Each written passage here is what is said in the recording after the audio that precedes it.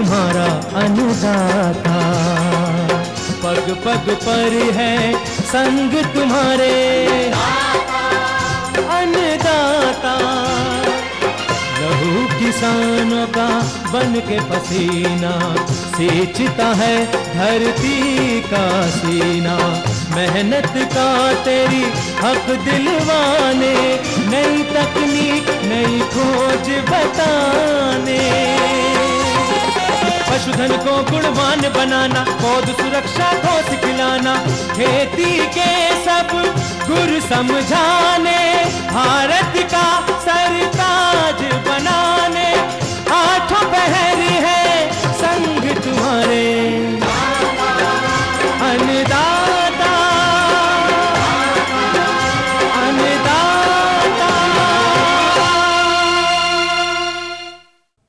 नमस्कार, मैं राधिका कौशिक आप सभी दर्शकों का अन्नदाता कार्यक्रम में स्वागत करती हूं। हर रोज की तरह कार्यक्रम में लेकर आई हूं खेती बाड़ी से जुड़ी हुई बहुत सी लाभकारी जानकारियां। तो चलिए सबसे पहले देखते हैं क्या है विशेष आज के कार्यक्रम में। गन्ने की खड़ी फसल में लगे रोगों के नियंत्रण पर तकनीकी सलाह।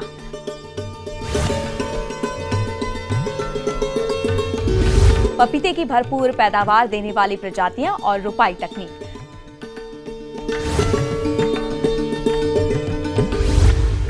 तोरिया की उन्नत तकनीक से खेती पर जानकारी।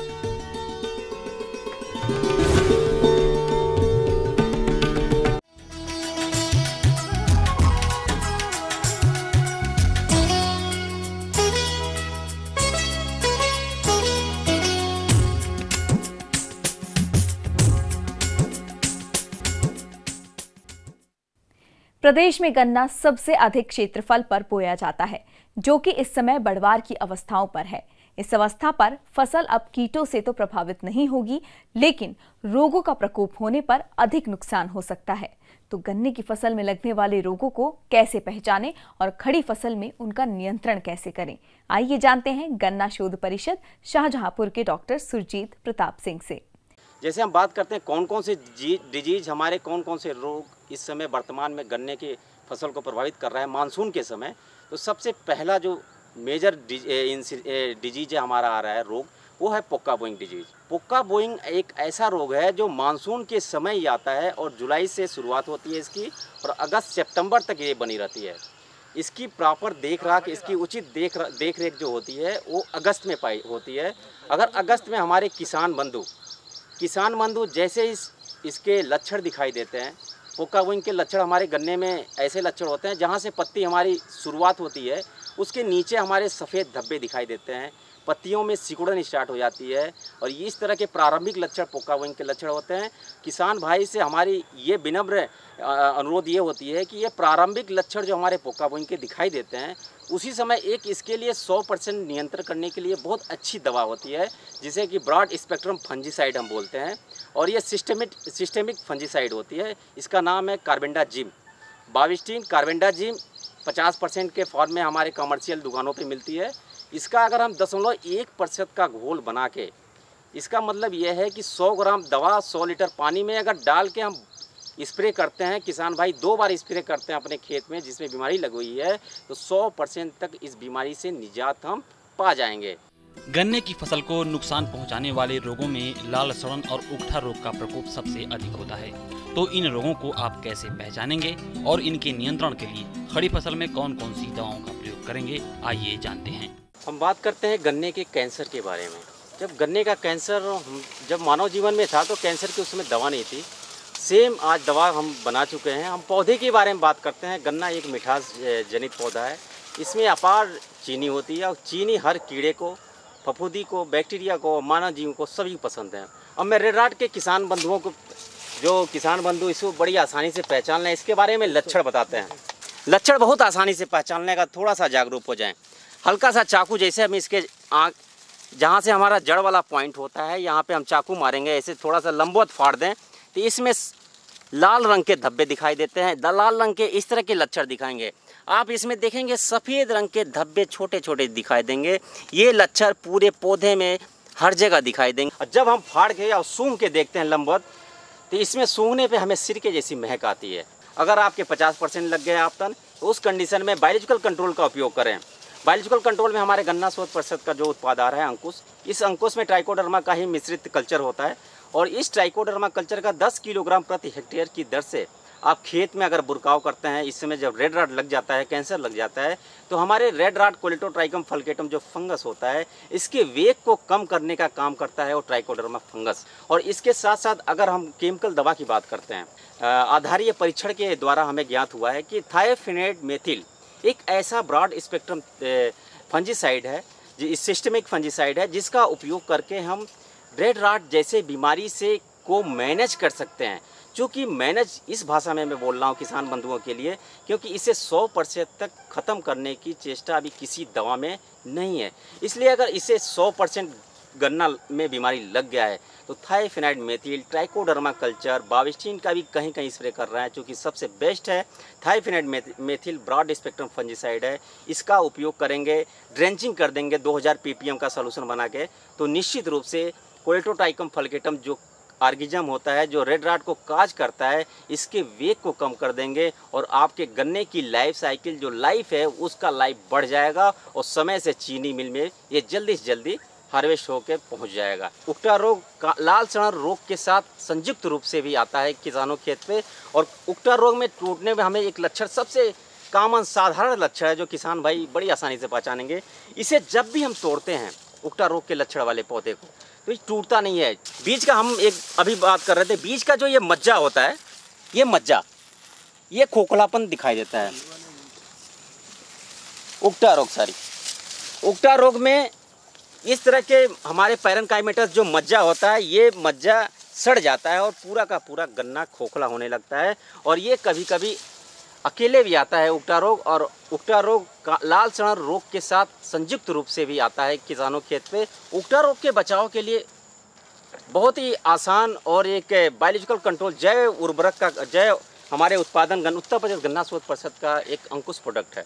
इस अंकुश में ट्राइकोडर्मा, अभी मैंने रेड राट के लिए बात किया, रेड राट में वेग को कम कर रहा था। उकटा रोग में हमारे फफूंदी फ्यूजेरियम स्पीसीज जो हमारी है, इसके वेग को 100% कम कर देता है और ख़त्म कर देता है। तो उकटा रोग में रासायनिक दवा में हम बाविस्टीन का भी उपयोग कर सकते हैं, किसी भी सिस्टमिक फंजीसाइड का, क्योंकि हमारा उकटा रोग नीचे सिस्टम से आ रहा है, तो सिस्टमिक फंजीसाइड का भी उपयोग कर सकते हैं। ये थी कुछ उपयोगी जानकारियां। अब लेते हैं एक छोटा सा ब्रेक, जल्द लौटेंगे। कार्यक्रम में आगे हैं महत्वपूर्ण जानकारियां, बने रहिए हमारे साथ।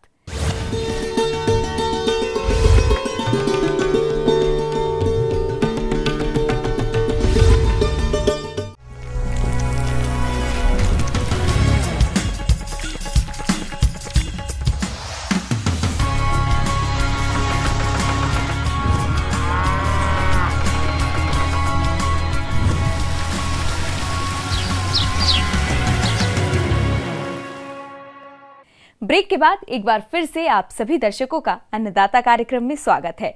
बढ़ते हैं अगली प्रस्तुति की ओर।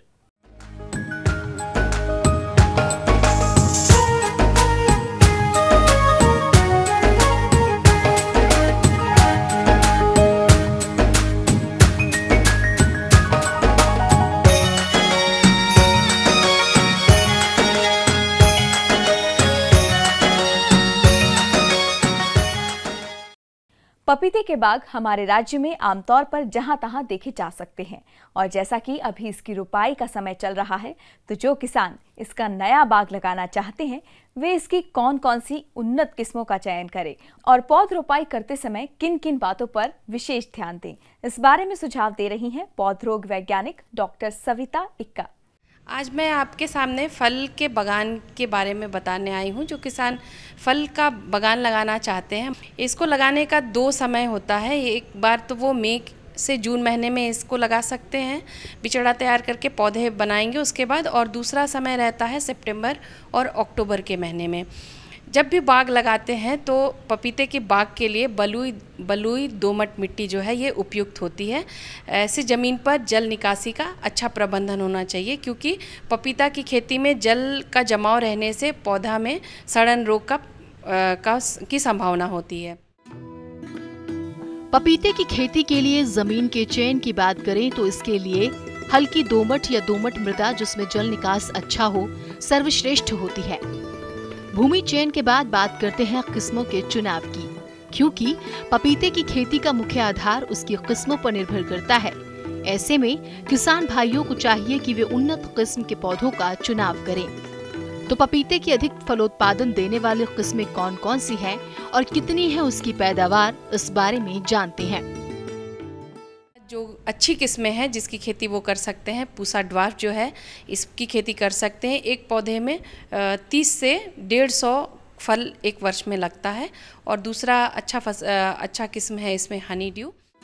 पपीते की खेती के लिए किसान खेत की तैयारी किस तरह से करें और गड्ढे का आकार कितना रखें, साथ ही प्रत्येक गड्ढे में कितनी मात्रा में खाद व उर्वरकों का इस्तेमाल करें और पौधे लगाने की सही विधि इत्यादि के बारे में जानकारी के लिए मिलते हैं। जब भी किसान भाई पपीते की खेती करते हैं तो ये एक गड्ढे बना करके, पिट बना करके इसकी खेती की जाती है। जो गड्ढे का जो माप रहता है वो 60 × 60 × 60 सेंटीमीटर होता है। और पौधे से पौधे की दूरी जो है 1.8 मीटर रखेंगे। जब पौधे लगाते हैं तो गड्ढे जब तैयार कर रहे हैं, गड्ढे में 7 किलोग्राम फार्म यार्ड मैन्योर लेंगे, 1 किलो करंज की खली लगाएंगे। फिर इस पे म्यूरेट ऑफ पोटाश जो है वो 500 ग्राम लगाएंगे और आधा किलो जो है वो SSP लगाएंगे। और दीमक से बचाने के लिए मिथाइल पाराथिन ये 50 ग्राम लगाएंगे एक गड्ढे में प्रति पौधा। अब ये पपीता के पौधे लगा लेने के बाद प्रति वर्ष जो है इसमें खाद देने की अनुशंसा है 185 ग्राम नाइट्रोजन, 190 ग्राम फॉस्फोरस और 210 ग्राम पोटाश। इन चीज़ों को लगाएंगे तो और पपीते की खेती करेंगे। ये ध्यान देंगे पपीते की खेती में कि ऐसे जगह पे ये बाग लगाएंगे जहाँ पर पानी वो पपीते को दे सके, क्योंकि पपीते में पानी की आवश्यकता ज़्यादा पड़ती है। आज के समय में पपीता उद्यान भी कीट व रोगों के प्रकोप से अछूता नहीं है। ऐसे में जरूरत है कि पपीते में लगने वाले कीटों की सही पहचान करके समय पर नियंत्रण के उपायों को अपनाए जाने में, जो इस प्रकार है। इस फसल में मुख्य रूप से 2 तरह के रोग होते हैं, एक कवक के द्वारा, दूसरा विषाणु के द्वारा। कवक के द्वारा इसमें धड़ सड़न रोग जो है ये मुख्यतः पाया जाता है। धड़ सड़न रोग ऐसे पौधों पे पाया जाता है जहाँ पर कि जिन खेतों में जल निकासी जो है वो ठीक नहीं रहती है। अतः खेतों में जल निकासी का अच्छा प्रबंधन करेंगे इस रोग से बचाने के लिए। इसके अलावा जब भी यह इस तरह का रोग लगता है तो वहाँ पर जो गड्ढे हैं उसमें ब्लाइटॉक्स 50 का 3 ग्राम दवा 1 लीटर पानी में घोल बना करके पौधे के जड़ के पास में लगाएंगे। दूसरा मुख्य बीमारी है इसमें विषाणु के द्वारा 2 मुख्य बीमारी होती है, एक मोज़ाइक और दूसरा रिंग स्पॉट। जैसा कि नाम है मोज़ाइक, अर्थात पत्ते पर ये सिकुड़न, कुंचन, इस तरह का पीलापन, इस तरह का लक्षण दिखाई देता है।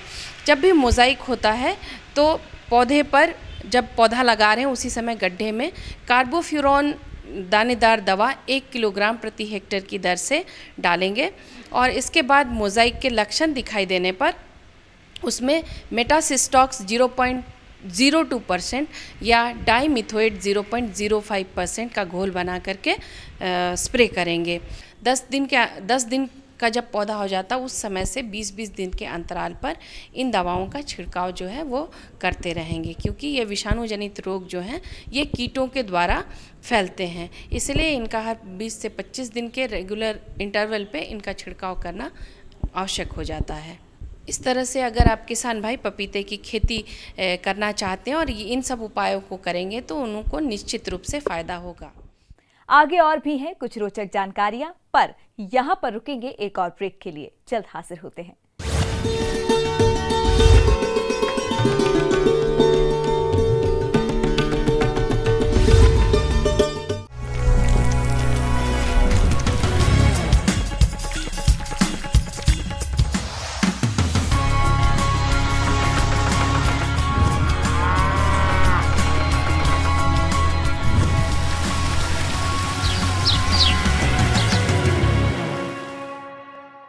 ब्रेक के बाद आप सभी दर्शकों का स्वागत है। चलिए अब रुक करते हैं अगली कड़ी की ओर।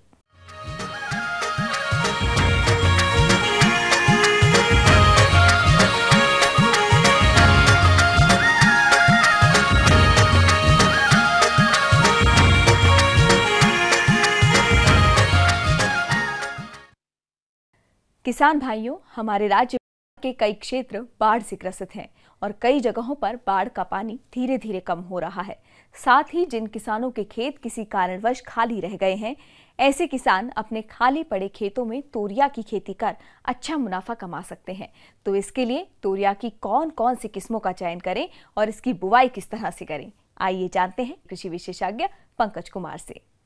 किसान भाई, आज बात करेंगे कि हमारे क्षेत्र में जो बाढ़ की विभीषिका थी उसका पानी धीरे धीरे निकल रहा है। कौन सी खेती इस वक्त की जाए जिससे कि किसान भाइयों को आर्थिक रूप से सबलता प्राप्त हो सके और कुछ उत्पादन भी प्राप्त कर सकें। तो इस वक्त जो समय चल रहा है, इस वक्त तोरी की खेती की जा सकती है। किसान भाइयों, किसी भी फसल से अधिक उत्पादन प्राप्त करने के लिए उसकी उन्नतशील किस्मों का चुनाव करना जरूरी होता है। इसी बात को ध्यान में रखते हुए अब तोरिया की कौन कौन सी किस्मों का चयन करें, आइए जानते हैं। किसान भाई, जो अनुशंसित प्रभेदें हैं जिनके साथ आप तोरी की खेती कर सकते हैं, उनमें पंचाली है। पंचाली को भी आप 25 सितंबर से लेकर 10 अक्टूबर तक लगा सकते हैं और इससे जो उत्पादन प्राप्त होता है वो तकरीबन 10 से 12 कुंटल उत्पादन प्राप्त होता है और ये किस्म लगभग 95 से लेकर के 105 दिनों में परिपक्व हो जाती है और इस किस्म में तेल की जो मात्रा है वो तकरीबन 40% की मात्रा है। इसके बाद एक दूसरी किस्म है जिसको PT 303 कहते हैं। इस किस्म को भी आप 25 सितंबर से लेकर 10 अक्टूबर तक लगा सकते हैं और इस किस्म की जो परिपक्वता अवधि है वो 95 से 100 दिनों की है और इस किस्म से जो आप उत्पादन प्राप्त कर सकते हैं प्रति हेक्टेयर वो 12 से 14 क्विंटल प्रति हेक्टेयर का आप उत्पादन प्राप्त कर सकते हैं और इस किस्म में भी तेल का जो प्रतिशत है वो तकरीबन 43% है। इसके बाद एक और किस्म है जिसको हम लोग भवानी के नाम से जानते हैं और इस किस्म की परिपक्वता अवधि जो है वो 90 से 95 दिनों की है और इससे 10 से 12 कुंटल जो है प्रति हेक्टेयर आप उत्पादन प्राप्त कर सकते हैं और इस किस्म से जो तेल प्राप्त करने का प्रतिशत है वो तकरीबन 41% है। किसान भाई, इन किस्मों को आप लेकर के अपनी खेती कर सकते हैं। बीज की जो खरीदारी आप करें वो निश्चित तौर पे किसी विश्वसनीय स्रोत से करें जहां से आप अच्छे किस्म का बीज प्राप्त कर सकते हैं और यदि आप 1 हेक्टेयर खेत में तोरी लगाने चल रहे हैं तो आपको 5 किलोग्राम बीज की आवश्यकता पड़ेगी। किसान भाइयों, अभी आपने तोरिया की उन्नतशील किस्मों के बारे में जानकारी हासिल की। अब आइए जानते हैं संतुलित मात्रा में उर्वरक प्रबंधन के बारे में। तोरी की खेती के लिए खेत को जो है 2 से 3 जुताई करके पहले सुखा लें, उसके बाद हल्का पाटा लगा करके खेत को समतल करने का प्रयास करें। अगर आपके पास गोबर की खाद सड़ी हुई उपलब्ध है तो 20 से 30 टन जो है गोबर की खाद उसमें मिला दें। खेत है आपका जिसमें आपको उर्वरक प्रबंधन करना है तो बेहतर होगा कि यदि आप अपने नज़दीकी कृषि विज्ञान केंद्र से अगर मिट्टी की जांच करा लेते हैं तो बहुत अच्छी बात है। नहीं तो आप 60 किलोग्राम नत्रजन, 40 किलोग्राम स्फूर और 40 किलोग्राम पोटास की मात्रा को 1 हेक्टेयर के लिए लेंगे। इसके बाद जो आपने खाद लिया है वो खेत की तैयारी के समय में उसमें से फास्फोरस और पोटास की पूरी मात्रा आपकी होगी और नत्रजन की आधी मात्रा आप उस वक्त अंतिम जुताई के समय में देंगे। अगर आपके खेत में जिंक की कमी है तो 21% जिंक का 25 किलोग्राम की जो मात्रा है वो 1 हेक्टेयर में आप डालेंगे। जब आप बुआई के लिए चलते हैं तो बुआई से पहले जो है बीजों का बीज उपचार जो है वो बहुत आवश्यक होता है। पहला जो उपचार है वो किसी फफूंदनाशी से आपको करना चाहिए। इसमें आप बेवेस्टिन का प्रयोग कर सकते हैं और प्रति किलोग्राम की दर से 2.5 ग्राम बेवेस्टिन की मात्रा से आप बीज का उपचारित करें।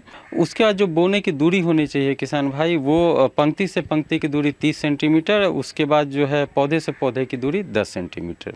आपने खाद की पूरी मात्रा डाल दी है। एक नत्रजन की जो मात्रा आपने बचाई थी वो फूल निकलने के समय जिस वक्त आप पहली सिंचाई करते हैं उस वक्त जो है उस मात्रा का आप प्रयोग करेंगे। इससे आपको अच्छी मात्रा में जो है सरसों का उपज प्राप्त होगा।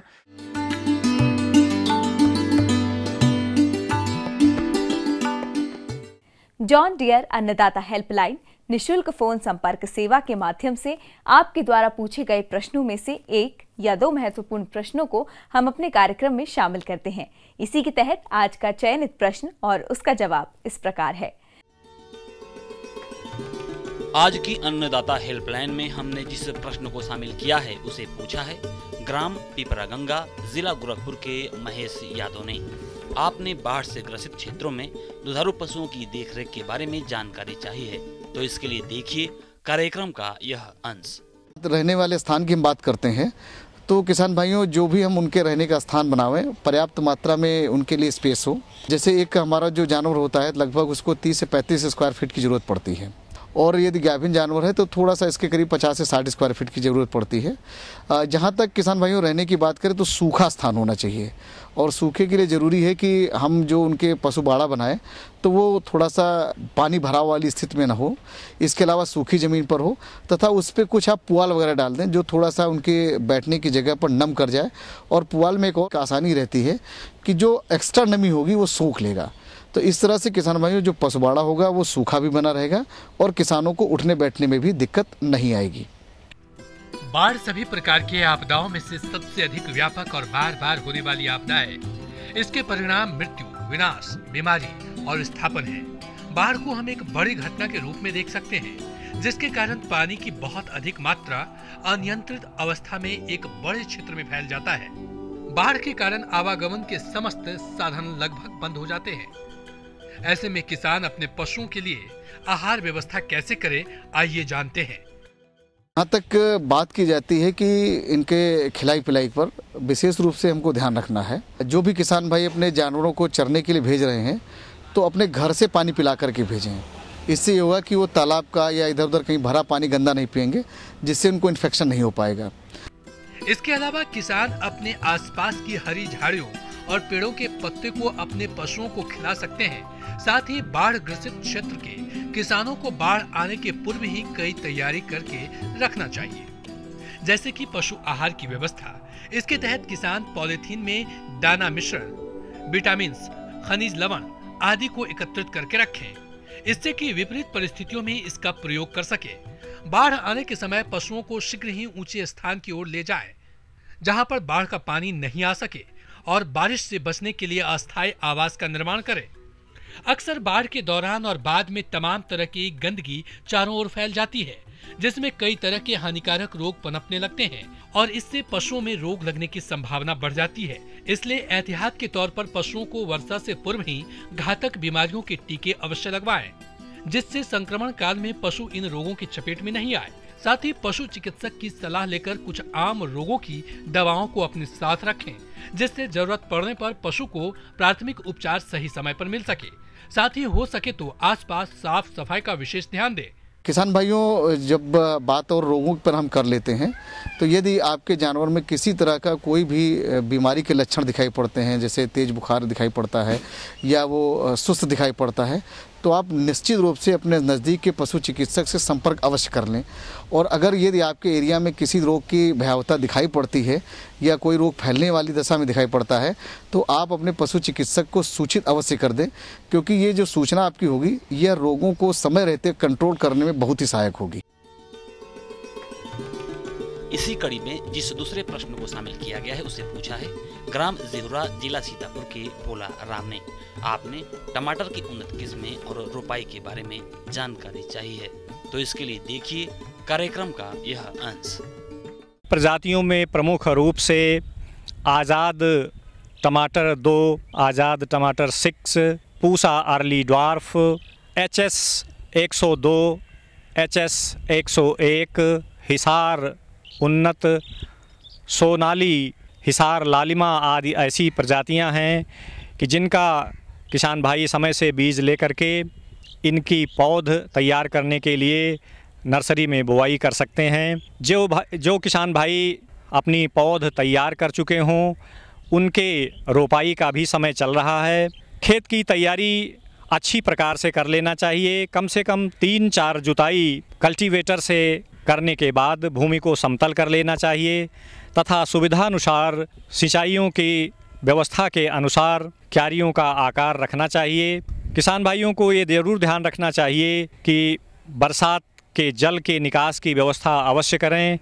नर्सरी से पौधे उखाड़ने के उपरांत 4 से 5 ग्राम ट्राइकोडर्मा कल्चर से लेकर के अगर पानी में घोल बना करके 1 घंटे कम से कम उनकी जड़ों को मिट्टी में भिगो करके रखें, तो इस प्रकार से जो भूमि जनित बीमारियां हैं उनके होने की संभावना कम रहती है और पौधे स्वस्थ रहते हैं। किसान भाइयों को ये ध्यान देना चाहिए कि कितनी दूरी पर तथा पौधों से पौधों को कितनी दूरी पर रखें। तो किसान भाइयों को चाहिए कि लाइन से लाइन की दूरी 50 सेंटीमीटर तथा पौधों से पौधों की दूरी को 45 सेंटीमीटर की दूरी पर रख करके हम इनकी रोपाई का कार्य करते हैं। तो किसान भाई इस प्रकार से अगर अपना प्रबंधन करेंगे, पौधों की रोपाई करेंगे, तो निश्चित रूप से उन्हें अच्छा लाभ प्राप्त होगा।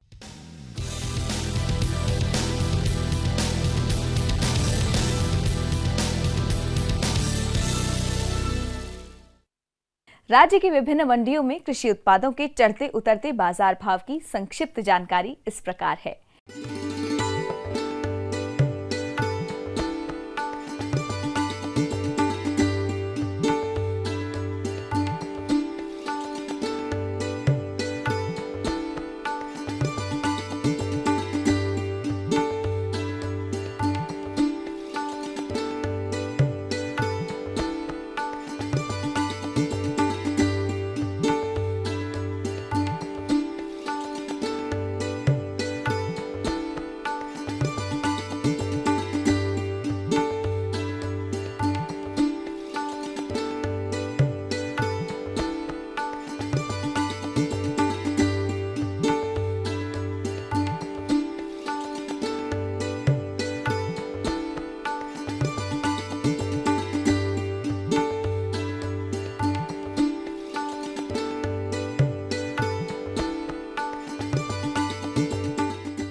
हम यह उम्मीद करते हैं कि आज का कार्यक्रम आप सभी दर्शकों के लिए उपयोगी रहा होगा। किसान भाइयों, अन्नदाता आपकी सेवा के लिए संकल्परत है। कृषि संबंधित समस्याओं एवं सुझावों के लिए आप हमें इस पते पर संपर्क कर सकते हैं। प्रोड्यूसर अन्नदाता, ETV, Uttar Pradesh Uttarakhand, Ramoji film city, Hyderabad 501512। साथ ही आप हमें ईमेल भी कर सकते हैं। हमारा ईमेल है p18annadaata@nw18.com। इसके अतिरिक्त आप हमें जॉन डियर निःशुल्क हेल्पलाइन नंबर 180041922155 पर सोमवार से शनिवार सुबह 10 से शाम 4 बजे के बीच संपर्क कर सकते हैं। अब आइए देखते हैं कल दिखाए जाने वाले कार्यक्रम की मुख्य झलकियां। गन्ने की फसल को रोगों से बचाने के लिए बुवाई के समय अपनाए जाने वाले जरूरी कार्य। अधिक लाभ प्राप्त करने के लिए कैसे करें दुधारू पशुओं का आहार प्रबंधन। फिलहाल अन्नदाता की पूरी टीम को इजाजत दीजिए। कल फिर इसी समय आपसे मुलाकात होगी कृषि संबंधित कुछ और महत्वपूर्ण जानकारियों के साथ। नमस्कार।